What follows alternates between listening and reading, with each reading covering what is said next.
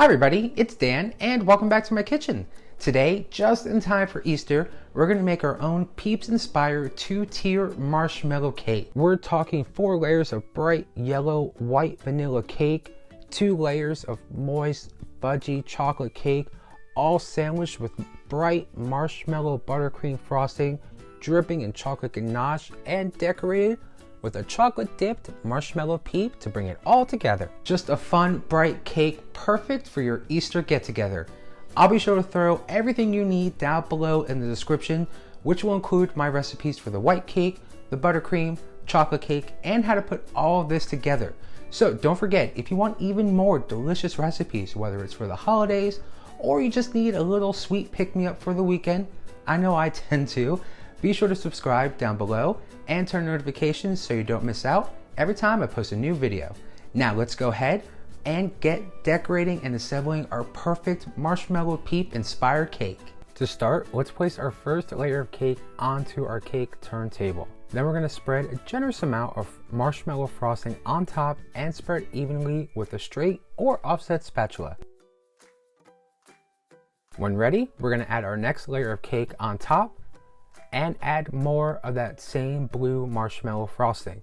And just continue these steps for all of our cake layers. And I'm just going to be using 4 yellow cake layers here, so I'm just going to do that 3 times. So we'll do cake, frosting, cake, frosting, cake, frosting, and then our top layer, which we are going to invert to give us a nice flat surface to decorate.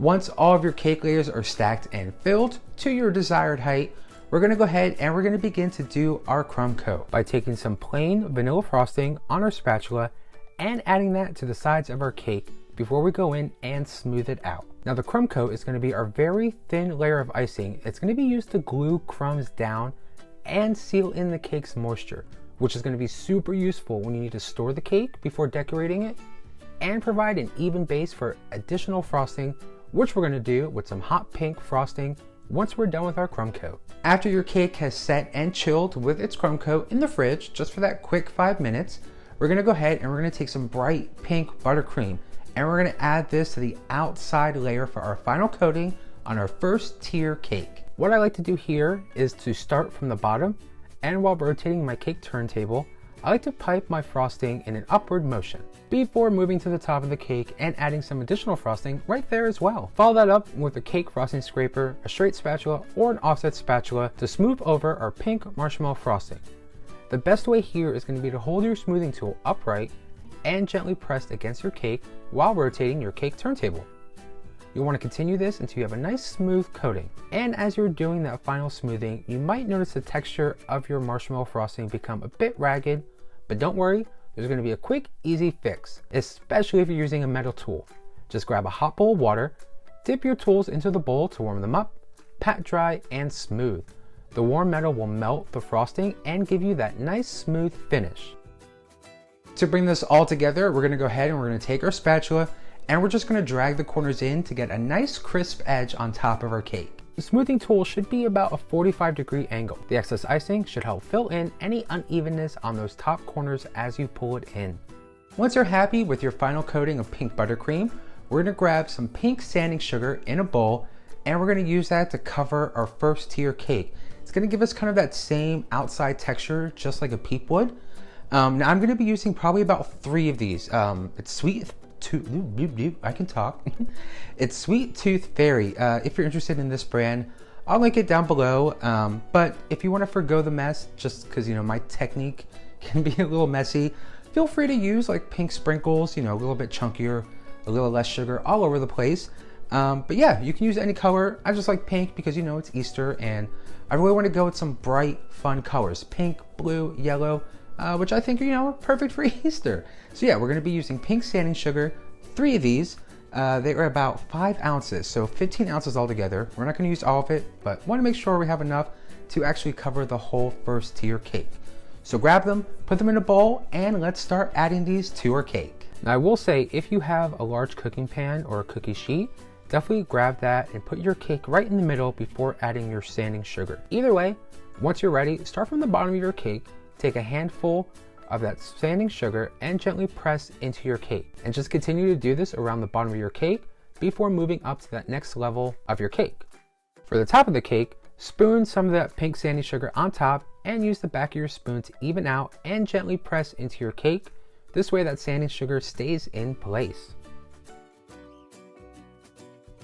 With our first tier cake all done, let's scoot that to the side, make some space, and get going on our second tier for our Marshmallow Peep inspired Easter cake. Now, because our first layer of cake is about 6 inches round, for our top level, I'm just gonna use a 4-inch cake. Now, if you have 4-inch cake pans, usually they come in spring form, definitely use those.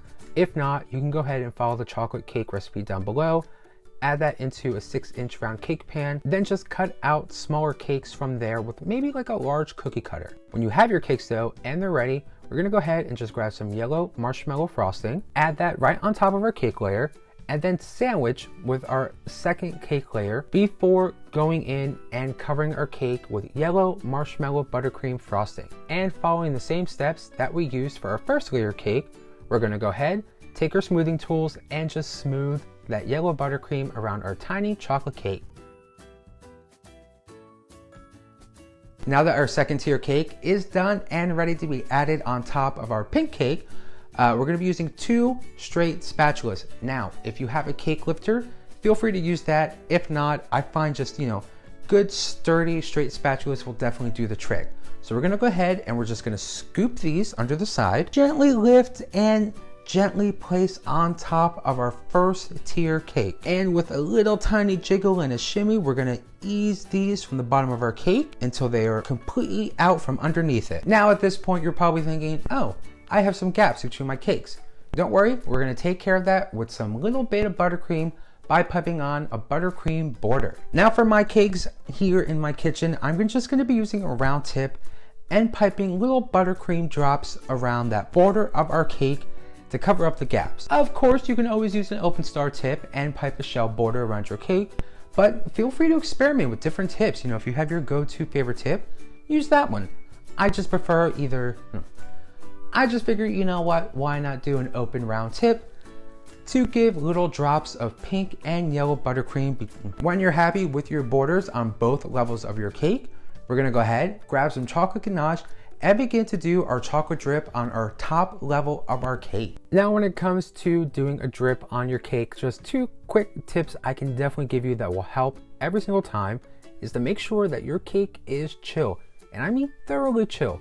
That second coat of buttercream, if you're using it, should be firm to the touch.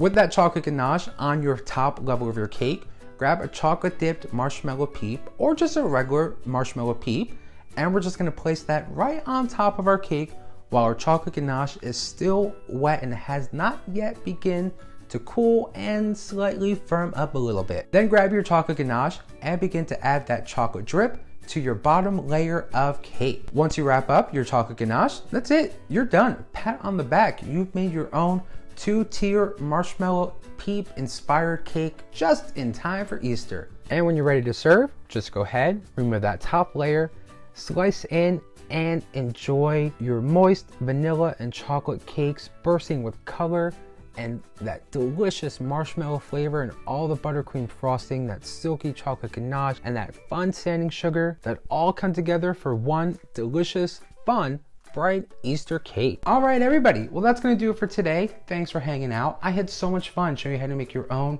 Marshmallow Peeps inspired cake just in time for the Easter holiday. Don't forget, if you want even more delicious recipes, be sure to subscribe down below and turn notifications so you don't miss out every time I post a new recipe. Plus, if you make your own Marshmallow Peeps inspired cake, or if you're whipping up some of your own delicious Easter desserts, don't forget to give a tag on Instagram. Let me see what you're baking up in your kitchen. And as always, I will see you all in the next video very, very soon. Until then, bye-bye.